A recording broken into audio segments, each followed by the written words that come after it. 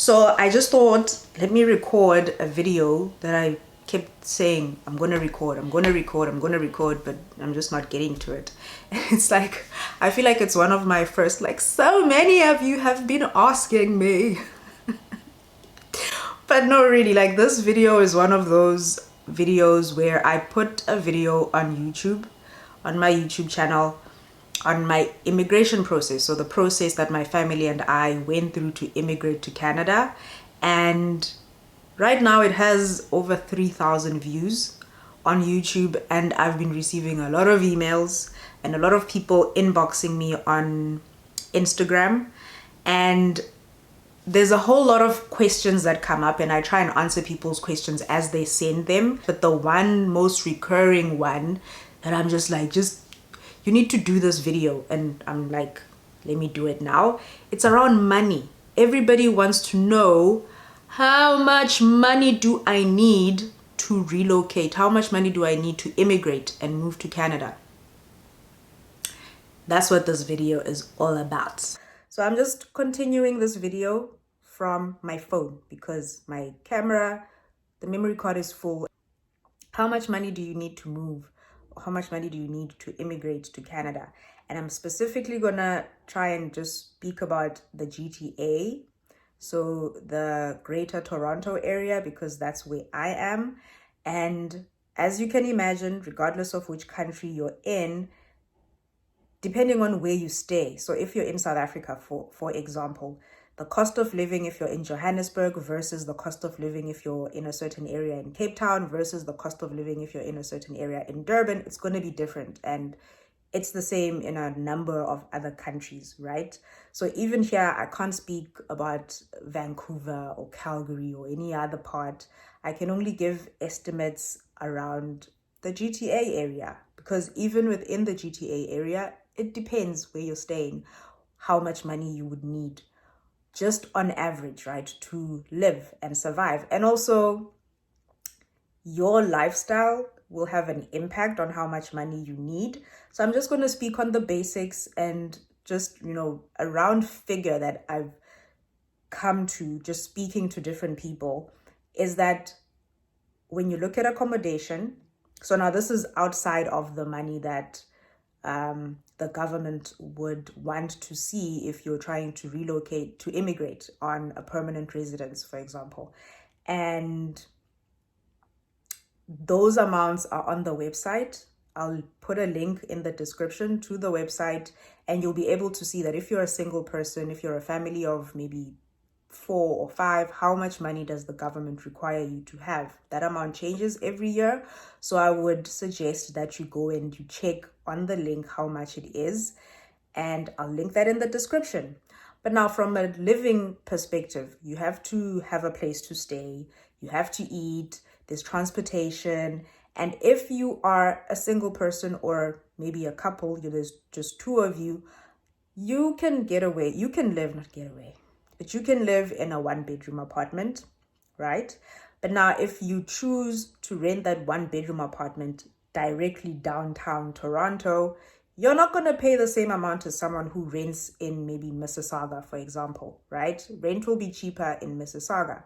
So from people that I know who stay in Mississauga, and you can also just go, I think the best thing to do is not to go by what someone else said they paid for rent, because if you don't find the same place, because times change, different months, different amounts, whatever.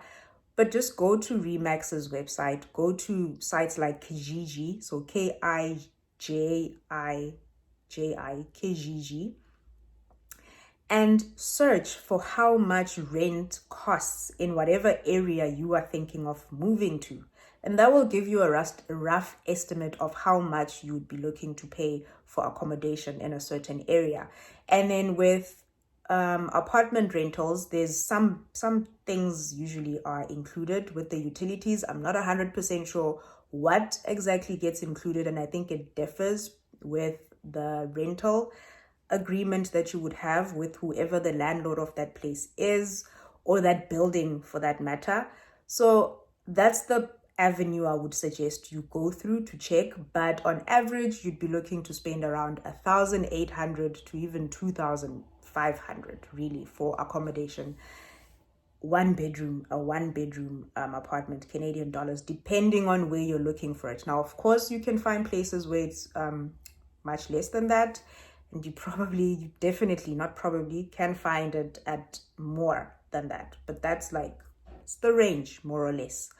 So on average, if you're looking at accommodation, transport, food, utilities, and all of the things, you're a single person, 2 people, and you're going to be living in a 1-bedroom apartment, I'd say if you have around $2,500 to $3,000 a month, you should be fine. You should be fine. 3,000 is probably also like, you know, giving you a bit more space to breathe and take into consideration other things like maybe cell phone bill. You want to go get registered and you have data and, you know, unlimited calling, all of those things.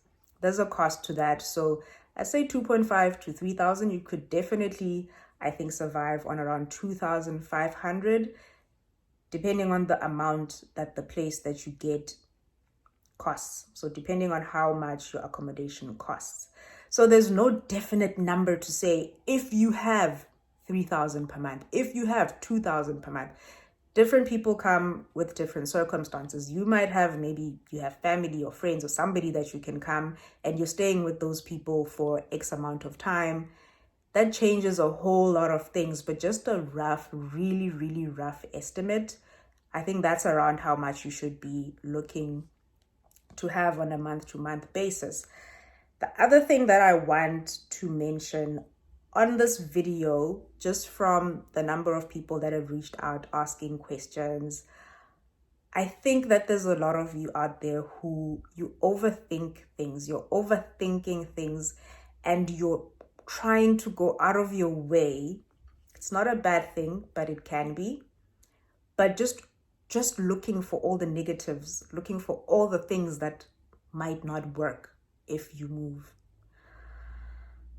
That's one thing that I would say it's not good, right? And I would encourage that you try and you look for the more positive things that could happen, but definitely don't move if your own heart is not telling you that it's the right thing to do, right? Because it's never a good idea to do something just because somebody else did it and you're only doing it because they did it and this was the outcome for them. It's not going to work out the same way all the time for you. You know, our life experiences are different.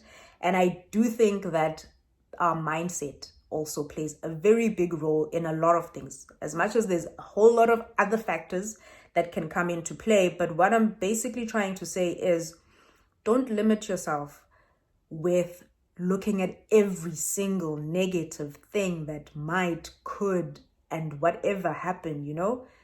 Yes, factor those things in, but don't make that be the basis of your entire decision.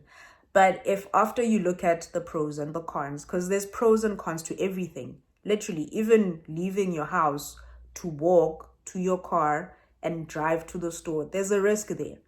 You could get hit by a car, but that doesn't stop you from doing that, right? You just choose whatever risks you want to take. And I guess immigrating is one of those things. It's a risk. It's a risk. You look at the pros, you look at the cons,